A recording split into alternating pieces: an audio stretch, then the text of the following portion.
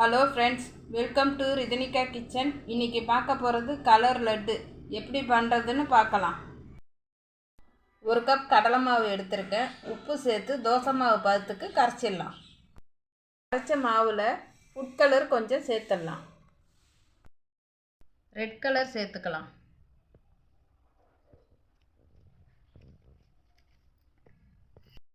Rose colour சேர்த்துக்கலாம்.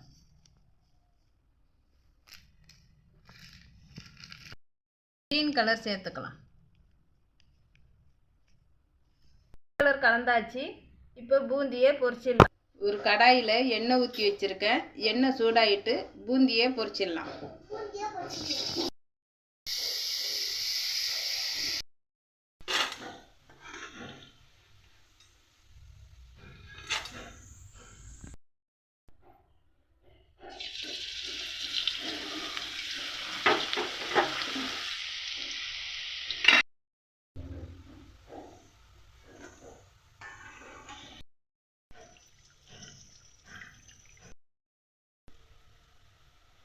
இதேமாரி அமுங்குற பதத்துக்கு எடுத்துடலாம்.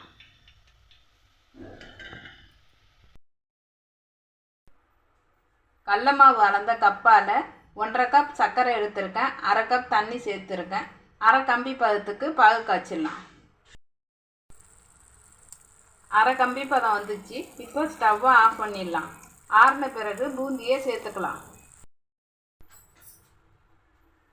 ஏலக்காய் தூள் சேர்த்துடலாம்.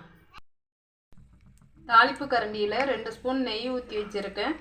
கட் பண்ண முந்திரி பருப்பை சேர்த்துக்கலாம். முந்திரி வறுபட்டுடுச்சு. அடுத்து கிராம்பை வறுத்துக்கலாம்.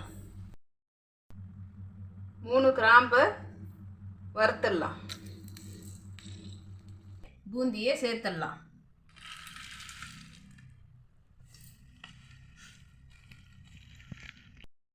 ஆறின பிறகு நம்ம லட்டு பிடிச்சிடலாம். அதோட வறுத்த முந்திரியை சேர்த்துடலாம்.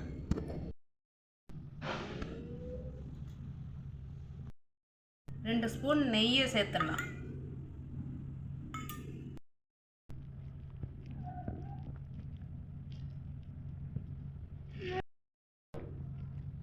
சின்ன சின்னதாக உருட்டிக்கலாம்.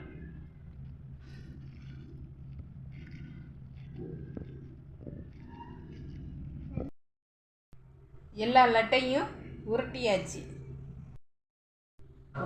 நம்மளுடைய கலர் லட்டு ரெடி ஆயிடுச்சு. பிடிச்சிருந்தா லைக் பண்ணுங்கள். ரிதனிகா கிச்சனை சப்ஸ்கிரைப் பண்ணுங்கள்.